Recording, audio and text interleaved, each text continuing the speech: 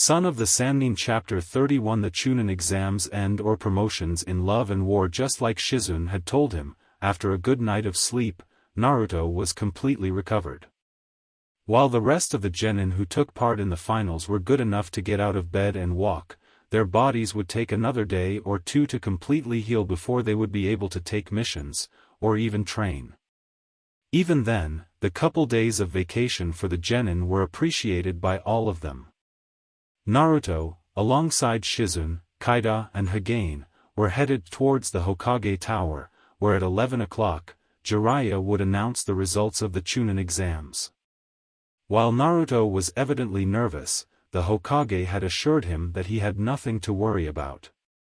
Unsurprisingly, a large crowd had gathered around the tower, where they had placed another podium, similar to the one they put at the beginning of the Chunin exams, from where Shisui addressed more than 100 genin as the exam began. It would be fitting that it would officially end in a similar way. Naruto could see that all of his former classmates were already there, even those who didn't make it to the finals, as well as their families, alongside other ninja and civilians of the village. Guess that very few people wanted to miss the announcement of the newest Chunin. Even people from other villages were there to witness the event. Upon seeing Hinata, he waved at her. The Hyuga heiress noticed him, smiled and waved back. Hinata was accompanied by her mother, her little sister, Neji, and other clansmen Naruto didn't recognize. He also saw Haku, with Hay-8 and Yugao.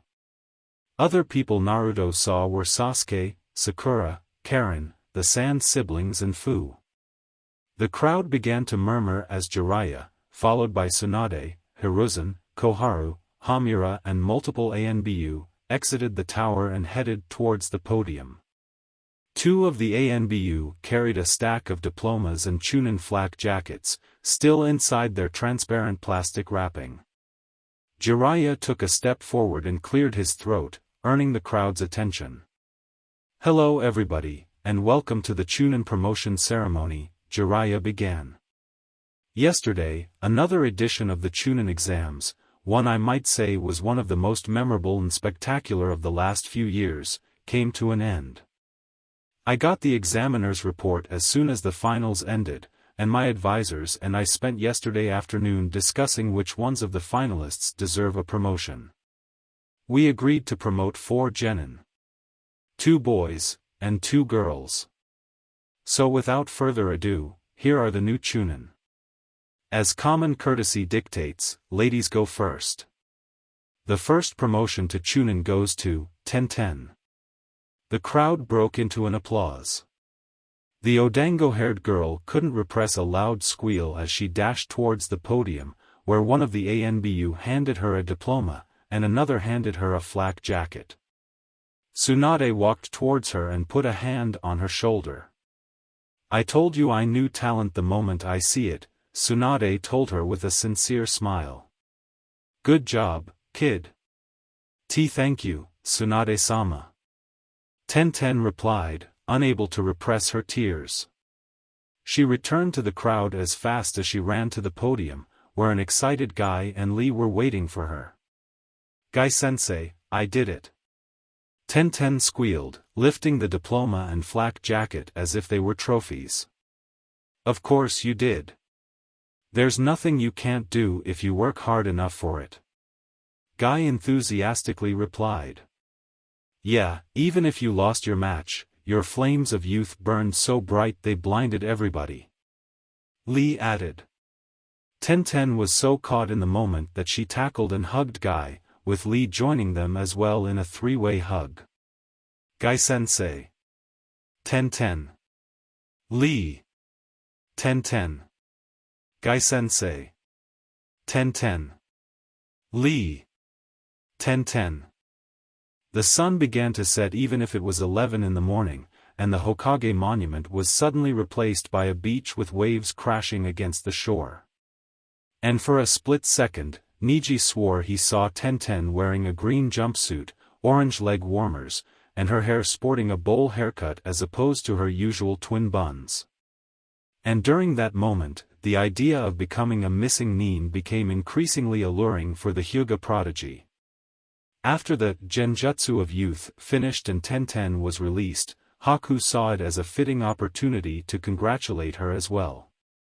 "Congratulations for your promotion, Tenten-chan." The ice ninja's greet was much less enthusiasm than that of her teammate and sensei, but not any less sincere. "You really deserve dash." Haku only had a vague recollection of what happened next.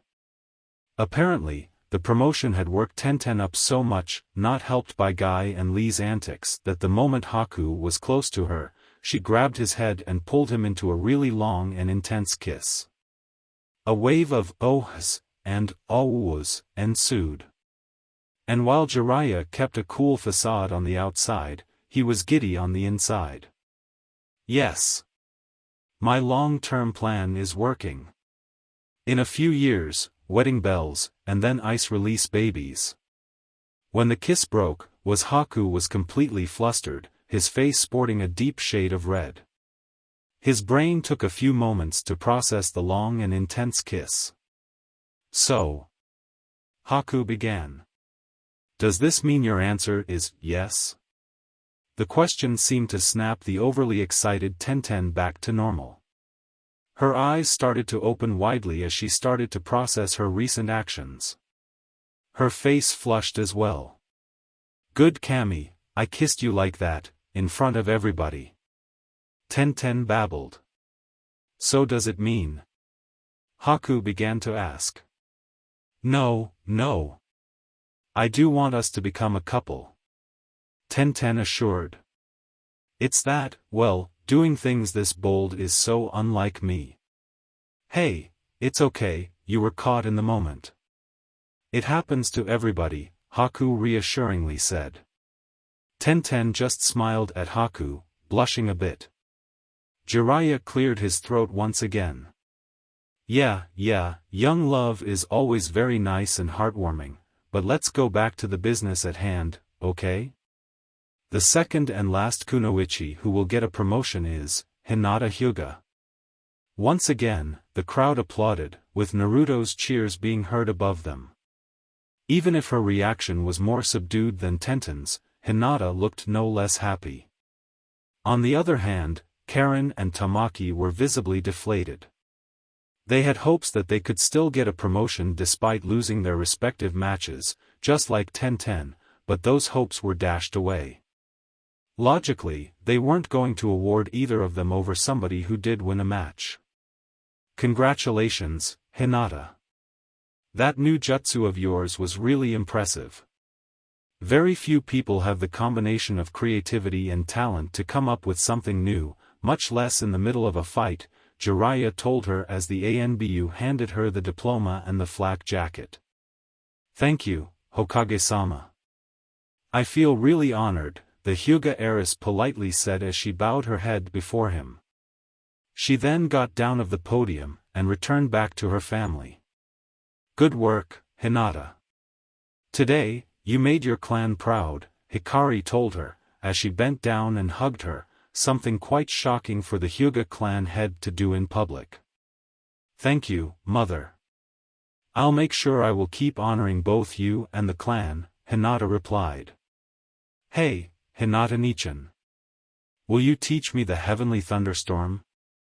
Hanabi asked, impatiently tugging her older sister's sleeve. "Well, first you need to train in elemental ninjutsu," Hinata replied. "And master the heavenly spin too." Hanabi didn't look deterred in the slightest. "Okay then, that will be my #1 priority." "Alright, now let's go with the boys," Jiraiya continued. "This one won't surprise anybody, given his amazing performance during the finals. The first male genin promoted is Sasuke Uchiha." Surprisingly, the crowd applauded once again. It wasn't as intense as with Tenten and Hinata, but the lack of boos was something the three Uchiha appreciated. Sasuke's face barely changed as he walked up to the podium and got the diploma and the flak jacket. And after a laconic "thank you" to the Hokage, he returned to his elder brother and cousin. "Good job, Sasuke. We knew you could do it. Shisui congratulated him as the one-eyed Uchiha heartily patted Sasuke on the back. And Konoha seems to be slowly warming up to us. See? I told you things would get better, Itachi added. Sasuke allowed himself to sincerely smile. And last, but not least, Jiraiya said in a dramatic way as he himself took the last diploma and flak jacket. A genin so powerful and skilled who managed to make it to the finals, and showed Konoha what are we made of. The last promotion to Chunin goes to Naruto Uzumaki. Once again, the crowd erupted into an applause and a wave of cheers as the blonde triumphantly walked towards the podium, and was about to get the diploma. Or at least, that's why I would have wanted to say, Jiraiya regretfully said as he took the diploma and flak jacket away from Naruto's reach, much to the blonde's confusion. What? Naruto asked, puzzled. The crowd began to murmur. You see, Naruto, there's something my advisors told me. Since you're my son, well, some people will think that you getting a promotion might be the result of nepotism, so I'm afraid I can't do that. Guess that you'll have to wait until I step down from being Hokage. The crowd started to murmur even louder. As for Naruto, he felt his world shattering in a million pieces. His face grimaced in horror, as rage started to fill him. What? That can't be dash. But the blonde's tantrum was interrupted by several flashing lights, accompanied by several clicking noises.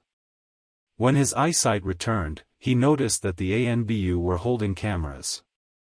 Please tell me you have it. Jiraiya asked one of the ANBU, barely containing his laughs. We do, Hokage-sama. The mission was a success, the ANBU replied in a stoic and professional tone. Wahahaha. Jiraiya burst into a wild fit of laughter. You know, when Sensei and I came up with this idea yesterday, we didn't imagine it would be so good. Oh boy, if you could see your face, oh wait, you can see the face you made when the pictures are developed. Ha ha ha. Wait, so this was a prank, the Jinchuriki asked in realization. Naruto's face contorted in rage. He was about to give Jiraiya a piece of his mind when another realization dawned upon him. Wait a minute. If this was a prank, then this means that your promotion is real? Sure thing, Jiraiya replied as he handed Naruto the diploma and the flak jacket. Come on, only an idiot would have denied you a promotion after the display you put on yesterday. Naruto quickly grabbed the diploma and the flak jacket, and rushed towards Shizune and the twins. The three of them congratulated Naruto on the promotion. And that's all. We wish the best of luck to the newly minted Chunin, and hope that your ninja path only grows better. As for those who failed to score a promotion, don't give up. A true ninja is one who has the guts to keep going, no matter how hard it gets. Be sure to train for the next exams. Jiraiya declared, as both he and his entourage left the podium. As the crowd dispersed, an ANBU appeared in front of Tenten and Haku before either of them could leave. Excuse me, the ANBU, a man wearing a turtle mask, said. But given the previous display, I assume that the two of you are in a relationship, right? Yes, Haku answered, looking at Tenten, who nodded approvingly. Is there a problem? As a matter of fact, there is, the ANBU replied, much to both teams' surprise. You're a genin. And she's a chunin, and thus, your commanding officer. Oh, Tenten replied. She immediately realized why the ANBU had stopped them. Since she outranked Haku, the relationship could be seen as problematic. All relationships between ninja of different ranks must be approved by the Hokage's office. Go to the tower, second floor, third door to the right. The person there will inform you further, the ANBU helpfully said. Thank you, Anbu-san, we'll do it right now, Tenten replied before she and Haku entered the tower. Jiraiya had overheard the conversation, and there was no way on earth that they wouldn't approve a relationship of somebody who was the last bearer of a bloodline limit, different ranks or not. Somebody would get fired if he heard it wasn't approved. You know, at first I thought that stunt you did there was kind of cruel. Tsunade told him, snapping the toad sage out of his thoughts. You think so? Jiraiya asked. Yeah, but I said, at first. Boy, that face he made was hilarious. I want an extra large version of that picture for the living room. Tsunade asked. And from the next day onwards, Naruto's incredibly confused and distraught visage would forever decorate the Senju residence. A few hours later, gates of Konoha. All the ninja from foreign villages were about to leave, and the Konoha ninja they befriended were there to bid them goodbye and a safe return home. It was obvious that many of them would want to stay a bit more, but the life of their duties as ninja wouldn't allow it. It was nice to see you again, Gaara, Naruto told his fellow Jinchuriki. And even better to fight you. And the next time we see each other, we will have a rematch. I will be looking forward to it, Gaara replied in his usual monotone. And hopefully, this time nobody will have a handicap over the other. You owe me a rematch too, Naruto, Temari piped in. I didn't like the fact that you defeated me without even using your best moves. Next time, I'll make sure you get to use every trick you have. Who knows, maybe by the time we meet again, I have even more tricks you aren't aware of, Naruto replied with a cheeky grin. And you won't be the only one, Temari then noticed Shikamaru, who was half hiding behind Choji. And don't think I forgot about you. The next time we meet, we're going to finish that match we have pending. Shikamaru just sighed in defeat. Troublesome woman. While I wish we could stay longer, I'm actually eager to get back home, Kankuro mentioned. Not only do I miss Suna, but father is going to celebrate Gaara's victory at the finals with a village-wide party. Oh man, that sounds so cool. I wish I could go. Naruto whined. We'll make sure you and your friends can come to the next one, Temari added. Oh, and be wary of the Akatsuki. Naruto said, remembering that bit of important information. He raised his voice so Fu and Killer Bee could also hear him. If you ever see a guy wearing a black cloak with red clouds, run as fast as you can. How about if we make the other guy to run instead? Kankuro cockily suggested. Don't. Their members are very powerful, and pose a danger even for a Kage, Naruto gravely warned. Dad told me as much. You don't have to worry, I will be careful, Gaara assured him. Meanwhile, Fu was saying his goodbye to the animal squad, her closest friends from Konoha. I will miss you guys, Fu said as she wrapped the three of them around her arms. Being here was so fun. Hey, it's okay. We'll make sure to visit you from time to time, Kiba reassured. After all, our villages are allies, and they aren't that far from each other. Or maybe you can come to visit us, Tamaki suggested. I don't think so, Fu shook her head. You guys now know that I'm a Jinchuriki, and thus, my village's most valuable asset. I just can't leave and come here whenever I want. We will find a way then, Shino spoke up. That isn't a problem with a hard solution to find. For example, we could also write each other to stay in contact. That's an awesome idea. Fu chirped. But I guess I'll need to learn how to write first.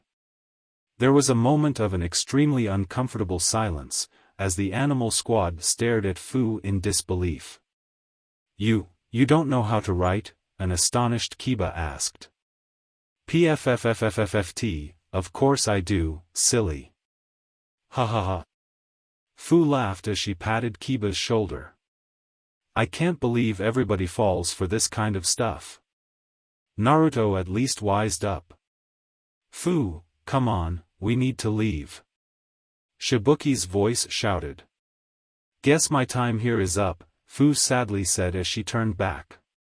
But then she turned back at the Konoha Genin, and spotted Karen among the Konoha crowd.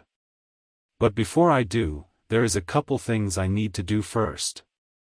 Fu walked towards Karen. The redhead, still wearing the glasses Fu had broken during their fight, that she futilely tried to fix, noticed the Taki Kunoichi walking towards her, and shot Fu a glare. Karen-chan? Fu sheepishly asked. What do you want? The redhead huffed. Before I leave, I wanted to give you this. Fu then handed Karen a small wrapped box. A bit puzzled, Karen took the package and unwrapped it. Much to her shock and delight, there was a new pair of glasses. Since I broke your other glasses, I thought that I should buy you new ones, Fu said. Thank you, but... Karen put on the new glasses, and her surprise grew wider when she could see perfectly. Hey, you even got my testing right. How did you? Wait a minute, you were the one who broke into my house last night, didn't you? When Karen and her mother returned home, they noticed that everything was a mess, as if a robbery had taken place. However, much to their puzzlement, the potential thief didn't steal anything. Now it all made sense.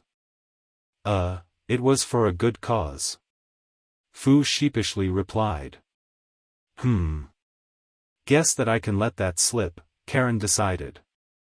She then realized of something. Wait a minute, how did you pay for them? I thought you say you didn't have any money left. I didn't steal them if that's what worries you, Fu clarified. Shibuki lent me some money. Boy, between this and the bill I racked at Ikaraku's, I'll have to work my ass off if I ever want to repay all the debts I made here.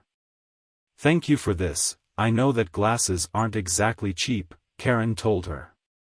But don't ever break into my house again like that, got it? I can do that, Fu replied as she began to walk towards the animal squad as well. Glad you liked my present. You know, that was a really nice thing to do, Tamaki praised. Like I said, it was the least I could do, Fu then looked at Shino, and grinned. Now, for that second thing. Much to everybody's shock, Fu grabbed Shino by the back of his head, and planted a huge kiss on his lips. The kiss lasted almost 5 seconds. When they broke contact, Fu was giggling, and her face had a brief red tint. Shino, however, was frozen in place, and blushed so hard he could give Hinata a rush for her money. Of course, this didn't went unnoticed by those present, and with Haku and Tenten before, a chorus of coos and awus ensued. Good, now people will talk about this out-of-nowhere kiss instead of my out-of-nowhere kiss, Tenten thought. Alright, now I can leave. See ya. Fu said as she joined her fellow Taki ninja, and they started to walk out of Konoha. The Kyumo group was also ready to go. Unlike the other 2 foreign groups, nobody was there to greet them goodbye. At least not until a few seconds before they were about to leave. Wait. Karui. Choji's voice called. The red-haired girl turned around, and raised an eyebrow upon seeing Choji walking towards her. Hey, I wanted to tell you that it was nice meeting you, and maybe the next time we see each other, we can also have a rematch? Karui smiled. Sure. You're a great ninja. I'd love to trade blows with you as well in the future. Also. Choji awkwardly said as he handed her a bento box. I made you some food. You know, for the journey back. Really? You cooked the food? Karui asked. My mom did it, Choji sheepishly admitted. But I helped her. And it was my idea. Okay, no need to get so defensive, hee hee. Karui chuckled as she inspected the bento box. Thanks a lot. Goodbye. Goodbye, Hinata-chan. T suddenly shouted as she waved at the startled Hyuga, who was talking with Haku at that time. She's not into you, T, Karui told her. I know, the girl with the braids visibly deflated. All the hot ones are always taken. A vacation well spent, even if it's time to end. But to another exams we will go again, or else I won't stop until I turn my bro insane. Be wrapped. The next exams are in Kyumo, so forget about getting more vacations, A snarled. Come on everybody, we must make the most of the daytime. And thus, all the foreign ninjas left Konoha, ready to go back to their villages and resume their lives and duties there. But this doesn't mean that this is the last time their paths would cross. Later that night, at one of Konoha's best restaurant, there was a large feast in honor of all the Konoha genin who took part in the exams. They were starting to be known as the Konoha 15, as well as those who did manage to score a promotion, all paid by the Hokage, something the Akimichi would make sure he'll grow to regret. Besides them, their closest family members and Jonin sensei were present as well. There were so many, that they had to use several tables. Some genin sat alongside their teammates, others with their families. Karen decided to take a seat alongside the Hyuga to stay near Niji, and introduce him to her mother. After a long talk, Niji realized that he and Karen were pretty much a couple, though fortunately the prodigy was okay with that, but they warned him not to tell the redhead that he didn't originally had such intention when he treated her to eat some weeks ago. Even if the mood was overall happy, some wished their foreign friends could have attended the party. Especially Shino, who had no chance to talk to Fu after that kiss. He had spent the next 2 hours in a near-comatose state, and when he returned to his senses, the Taki Kunoichi was long gone. Shizune, sharing a table with the 3 Uchiha, stood up and cleared her throat to draw everybody's attention. The buzz of the simultaneous conversations taking place slowly went down until it disappeared as everybody else grew silent. Now that everybody is here, I'd like to say something, the black-haired medic began. Sasuke, I want to congratulate you for becoming Chunin on your first try. Everybody applauded, and Sasuke allowed himself to smile, even if it was just a little. Sakura, Karen, keep working hard and don't give up, and I'm sure that you'll catch up with him in no time. We will. Sakura replied. In the meantime, since you're the one with the highest rank, you'll be the new leader of the medical squad for the time being, since I won't be your sensei in the near future. A deafening silence fell upon the restaurant as Shizune's words sunk in. A couple people began to murmur. What? Why? A disheartened Karen asked. Don't you want to be our sensei anymore? Sakura asked, just as distressed. Did we do something to upset you? Shizune chuckled. She found the girls' reactions adorable, and couldn't wait to see their faces when she finished her explanation. You see, it's not just that I won't be your sensei, but I'm not even going to be a ninja. I've been diagnosed with a medical condition that will keep me off duty for the next year. What kind of condition? Sasuke asked, mildly concerned. She looked perfectly healthy to him. A wonderful one. Shizune couldn't repress a huge smile before she dropped the news. I'm going to have a baby. The restaurant erupted into cacophony of female squeals and shouts, as everybody tried to congratulate Tsunade's protégé at the same time. That's awesome. Karen squealed. Who is the father? It is Shursui? Sakura asked. Yep. Shursui replied as he stood up alongside his girlfriend. I mean, that baby is mine, right? Shizune frowned, and slapped his shoulder a few times. How you dare to say such a thing, you dummy. Of course you're the father. Also, we'd like to announce our wedding, which will be in 3 months' time. And everybody here is invited to attend," Shursui stated. The announcement was met with another wave of cheers and applause. Shizun and Shursui felt a bit guilty for stealing the newly minted Chunan's thunder, but given that so many people were gathered, they saw it as the perfect opportunity to make the announcement. Still, none of the youngsters seemed to mind. If anything, the party became even happier after that. After a few hours, well into the night, long after everybody had stopped eating, minus the Akimichi, who still had enough room for a third dessert, and everybody still awake merely engaged in a talk with people near them. While the minors didn't drink, the adults did, and some of them were already in the process of mentally scarring their children forever with their drunken antics.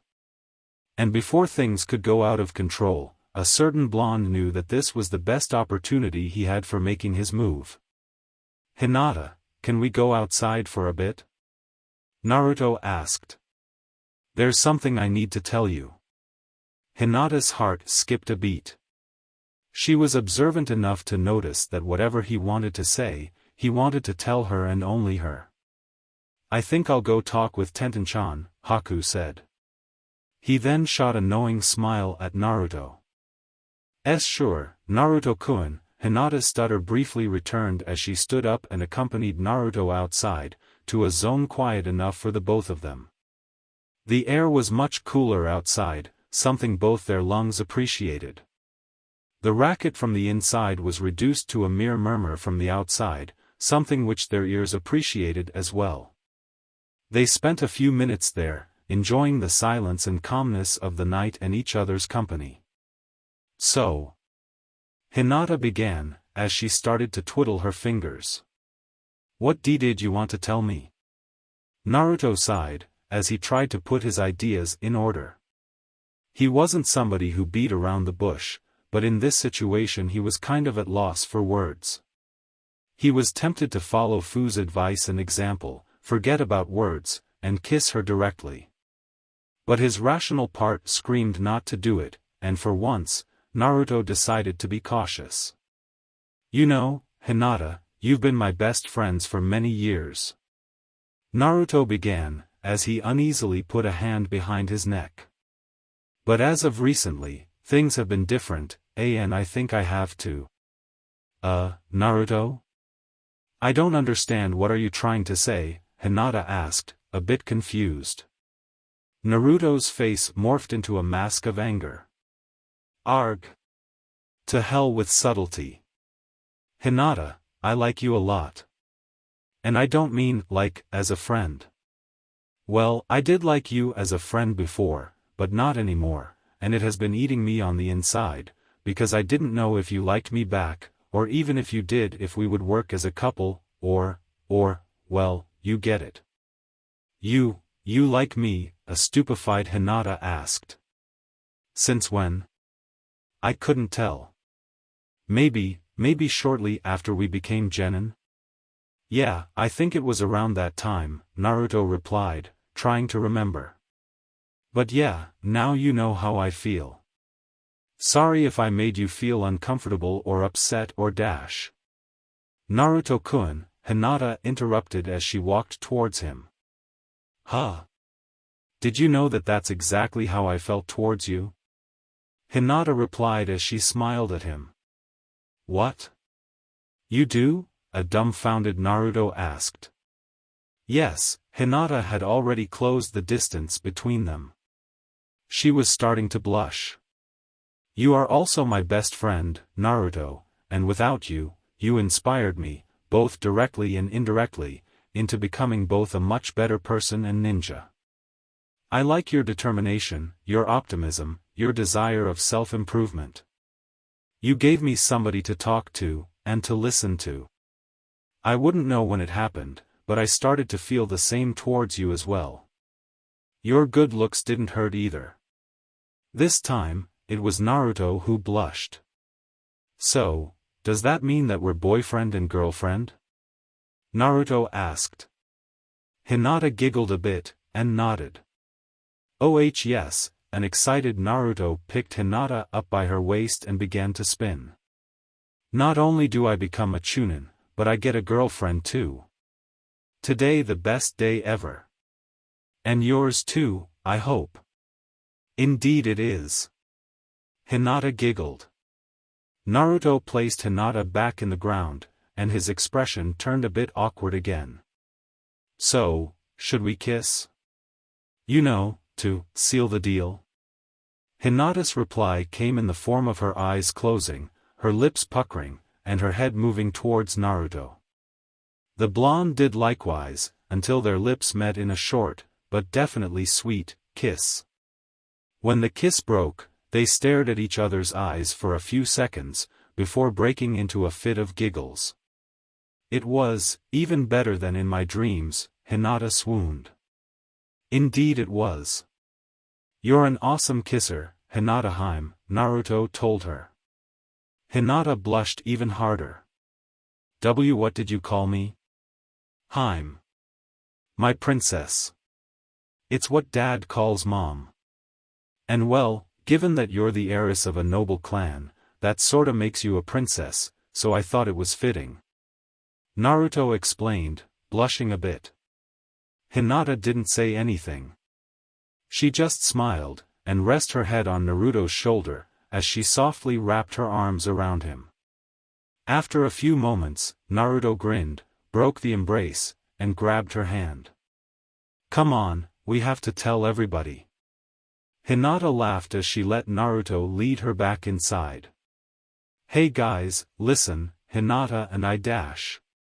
Naruto's words died on his throat when he saw what was going on in the restaurant. There were several tables turned over, some of them even on fire, there was food smeared everywhere, people running around, fighting, and throwing food at each other, and Tsunade was strangling Kakashi with a bra, presumably her own, given the cup size.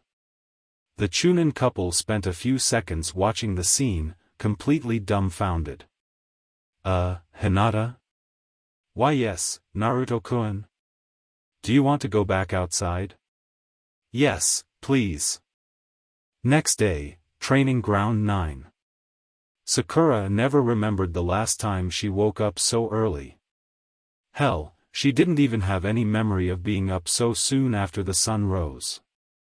And combined with the party last night and that she went to bed way later than usual, her body and mind weren't exactly in the best conditions.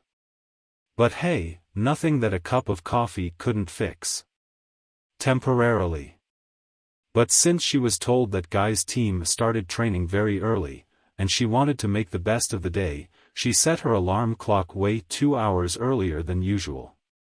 And apparently, she didn't arrive as soon as she expected, as she caught the team's 2 green-clad members doing some stretching after doing some exercises. Hello? Sakura asked the duo. Lee was the first one to notice her. Oh, Sakura-san. Your presence made an already great day to be even better. Lee enthusiastically greeted as he dashed towards her. Did you come here to train with us? Yes, Sakura couldn't believe that he answered just that. Ah, excellent. So good to see another girl who wants to fan her flames of youth. Guy replied as he walked towards both of them. This got Sakura's curiosity. Another one? Who? Guy smiled brightly. You'll meet her soon enough. She should finish her warm-up just now. Anyway, what can I do for you, Sakura? In which ways do you seek to improve? I'd like to develop my natural strength, stamina and chakra reserves, the Pinkette replied. Very well, that I can do. Guy then pulled out a sealing scroll, and unsealed what appeared to be training weights. He handed them to Sakura. Here, put on this light weights on your ankles and wrists when you train. This will make the training harder, but the results will be far more impressive. These are the light ones? Sakura incredulously asked as she put on the rather heavy weights. But then again, she had to admit her natural strength was nothing to write home about. And here she comes, from completing her 20 laps around the training field. Guy announced as he turned around. Sakura turned around as well, and saw an extremely exhausted Hinata dragging herself as badly as she could towards them. She was sweating a waterfall, and her face was completely red, and for once, it wasn't because of Naruto. Once she was closer, Sakura could notice that she was also wearing training weights, the same one as the Pinkette. "We were waiting you, Hinata. How do you feel?" Guy happily asked.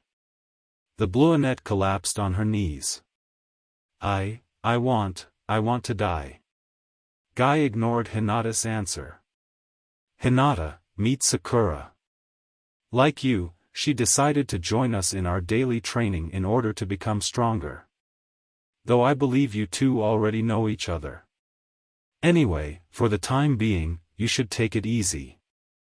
Lee and I are going to run 10 laps around the village before climbing the Hokage monument with one hand tied behind our backs. Once you rest a little, both you and Sakura run, say, 50 laps around the training field." And thus, Guy and his pupil left. "So, what are you doing here?" Sakura asked. Being a Chunin already, she didn't thought that Hinata would be in need of additional training. "I came here to build speed," Hinata replied between pants. "Nijinizan told me that Guy's training eye is the best for developing strength, speed and chakra reserves. How about you?" "Same. My medical knowledge is pretty good, and I learned a lot about genjutsu under your sensei, but my taijutsu and chakra reserves could use some improvement as well," Sakura stated, already feeling tired of carrying the training weights. She rubbed her arms. "You know, this looks like a one-way trip to a slow and painful death." "It is," Hinata agreed. "But given how much Tenten improved in a single month, well, I think it's worth the effort," Sakura uneasily admitted. "Well, Nijinizan and his teammates seem to be doing well, so maybe we will get used to it after some time," Hinata guessed, after recovering some of her breath. "By the way, I'm surprised to see you here. Given that you managed to become Chunin on your first try. I thought that you'd be good." Hinata shook her head. "Even if I did manage to become Chunin, I can't shake the feeling that luck played a big part on it. I was unable to master my family's techniques, and instead created sloppy replacements. That's why I am here, so I can be better." "You call that jutsu you used to beat Tamaki a sloppy replacement?" "Because it was nothing sort of impressive," Sakura praised. "Like I said, that jutsu was product of chance, not deliberate training. I do plan on refining it once I master the heavenly spin, though," Hinata clarified. She finally stood up. "By the way, where did you go last night? I saw you leave with Naruto, but then you didn't come back, which given what Kakashi-sensei did, it was probably a good thing," Sakura asked. Hinata blushed a bit, smiled, and started to twiddle her fingers. "Well, you see, Naruto-kun had something very important to tell me." Land of Sound, Orochimaru's main base. Orochimaru was sitting on a throne above a large pit, where 5 fighters had been fighting. Not to death, since the snake Sannin needed all 5 of them. 4 of them laid on the ground, beaten and bruised, while the remaining 5th looked no worse for the wear. "Bravo, just bravo." Orochimaru stood up and clapped. "You never fail to impress, Kimimaro-kun." The winner, a white-haired teen, turned at Orochimaru, and bowed before him. "I live only to serve you, Orochimaru-sama." Orochimaru jumped into the pit, and walked towards his prized champion. Even if he was no longer planning on using his body as a host, Kimimaro still had his uses, as he had defeated Orochimaru's elite guard, the Sound 4. "How do you feel?" Orochimaru asked. "Reborn. I've never been better. I don't know what you did but..." Kimimaro flexed his fingers. "It's like I've never been sick before." Orochimaru grinned. The sight of his smile would have sent chills to any sane person, but Kimimaro merely smiled back. Thanks to the knowledge of the Forbidden Scroll, Orochimaru was able to find a way to restore his strongest fighter to his fullest. 5 people needed to die for such thing to happen, but who cared about that? The world is full of unremarkable peasants, but there's only one member of the Kagaya clan. And, in fact, he couldn't help but show his former comrades the new powers and abilities he had developed thanks to the scroll Mizuki had helpfully given him. If only that fool didn't waste so much time trying to uncover the scroll's secrets himself before giving up handing it to Orochimaru, maybe Konoha would have been destroyed by now. But times matter not when you're immortal. Besides, Orochimaru's twisted dream was about to come even closer to reality when one of his grunts entered the pit. Orochimaru-sama, Mizuki just returned from his mission, the Oto ninja said. He claims he was successful. Orochimaru's grin grew even wider. Oh, this day was getting better and better. Alright then, it wouldn't be nice to make him wait, don't you think so? Orochimaru replied, licking his lips. The Oto ninja bowed his head before vanishing, while the Sannin headed out. A few minutes later, Orochimaru arrived at the chamber a restless Mizuki was waiting. Upon noticing his new boss' presence, the traitor stood to attention. He was carrying a large manila envelope under his arm. So, Mizuki-san, I've been informed that your mission was a success, Orochimaru began, as he walked towards him. Was it difficult? Absolutely not. Those fools were so preoccupied with the Chunin exams that they wouldn't have noticed me even if I didn't use a disguise. Mizuki handed Orochimaru the envelope. Besides, the location was isolated from the village. It was exactly where you said it would be. Orochimaru opened the envelope, and picked its content, a single, ugly mask with the face of a monster. Was that the mask you asked for? Mizuki uneasily asked. There were others rather similar, and he didn't want to imagine his boss' reaction if he grabbed the wrong one. This is the mask, indeed, Orochimaru confirmed. Mizuki let out a sigh of relief. You've done well. Now go rest. You will receive your next assignment soon. Yes, Orochimaru-sama, the former teacher said before vanishing. Orochimaru looked at the god of death mask in his hands in delight. Now the last part of his plan would be complete. Turns out that delaying the invasion wasn't such a bad idea after all.